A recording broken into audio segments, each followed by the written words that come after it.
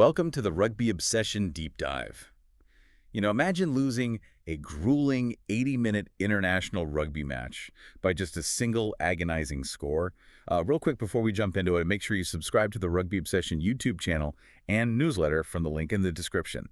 So tensions are running incredibly high, your players are battered, and then the final whistle blows. Traditionally, this is the moment the animosity just sort of evaporates, right? Right, yeah. You shake hands, you clap the supporters, and you just walk down the tunnel. Exactly. But today, we are looking at what happens when that reset button completely fails. Specifically, the explosive aftermath of the July 18, 2026 Nations Championship match between Argentina and England. England won that match 31-24, but honestly, the final score is the least interesting part of the story here. Oh, absolutely. I mean, on paper, it's just a win at the Estadio Único, Madre, Ciudades, but what we're really examining is a post-match scene that sources described as disgraceful. Yeah, we're talking misconduct charges, objects being thrown, and a head coach literally storming out over a playlist. It was this violent collision between traditional rugby values and just, well, boiling over emotions. Okay, let's unpack this. We have to start right at the tipping point, the exact second the clock hit red. Because you really can't understand the fireworks without looking at the spark on the pitch first. Right. Following the final whistle, Argentina's fly half, Tomás Albornoz, didn't just walk away. He went directly for the referee, Angus Gardner.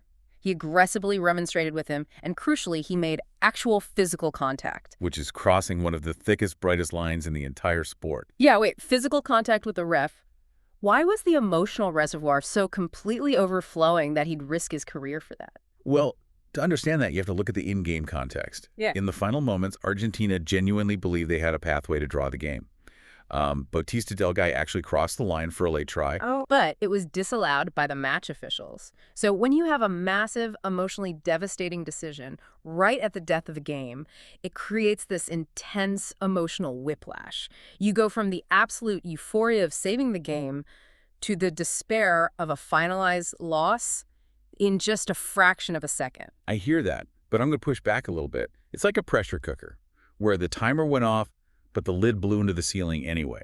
The frustration didn't just materialize out of thin air in the 80th minute, did it? No, you're right. There was definitely build-up. Earlier in the match, England wing Tommy Freeman took a pretty significant sheep shot from Argentina's Mateo Carreras. Right, and in the chaos after that hit, Albornoz actually appeared to strike Freeman himself. Exactly. And the critical failure there is that neither player was punished for those incidents during the run of play. It went entirely unchecked by Gardner. I mean, that's like a faulty circuit breaker. If the referee doesn't blow the whistle, trip the breaker early with a penalty or a card when things get too hot, the current just keeps surging until the whole house catches fire. Yeah, players build a mental narrative of injustice. When early friction is ignored, that disallowed try at the end feels less like an impartial call and more like targeted unfairness. They feel the environment is fundamentally lawless. Which brings us to the sidelines, because the chaos completely spilled over. And hey, for you listening, if you're enjoying our breakdown so far, please take a second to subscribe to the Rugby Obsession YouTube channel and newsletter from the link in the description. So the environment completely broke down. We had an object thrown from the stands of referee Gardner as he walked off. Yeah, it was an incredibly intense environment. And then things took a really bizarre turn in the press room with Argentina's head coach, Felipe Contepomi. Right. He stormed out of his press conference. He did. He abruptly walked out, accusing England of lacking respect, and the reason. Their post-match celebratory music was bleeding through the walls, and he felt the playlist was just playing too loudly. Wait, really? Is loud music an actual breach of rugby etiquette, or was that just a convenient lightning rod for his frustration over a narrow loss? It's overwhelmingly likely to be a proxy war. Away dressing rooms celebrate, it's normal. But in Contepomi's highly volatile state, hearing that music probably felt like a direct personal insult to his team. It's so ironic, too, because for this specific match, Argentina was wearing a kit inspired by the 1986 Argentinian football team. The Diego Maradona era, yeah. Right. A team famous for their skills, sure, but equally infamous for high drama and fiery theatrical antics. Some critics are saying the rugby team essentially drank the football team's Kool-Aid here. Yeah, they traded standard rugby stoicism for football derby drama. But regardless of the vibe, World Rugby couldn't just sit back. They're shifting into a very serious sanction process. Yeah, they've officially confirmed that Albornoz is facing misconduct charges. He's the only one formally charged so far, but he's facing a serious suspension.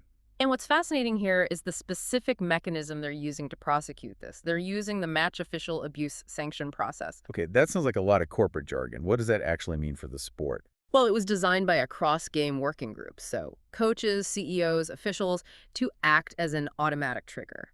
It's meant to stop public criticism from trickling down and fueling massive online abuse of referees. Oh, I see. So it's like a corporate firewall. You quarantine the biological threat like a coach's outburst or a player grabbing a ref before it escapes the stadium and triggers a wave of toxic digital fandom. Exactly. It's a structural attempt to protect the humans officiating the game.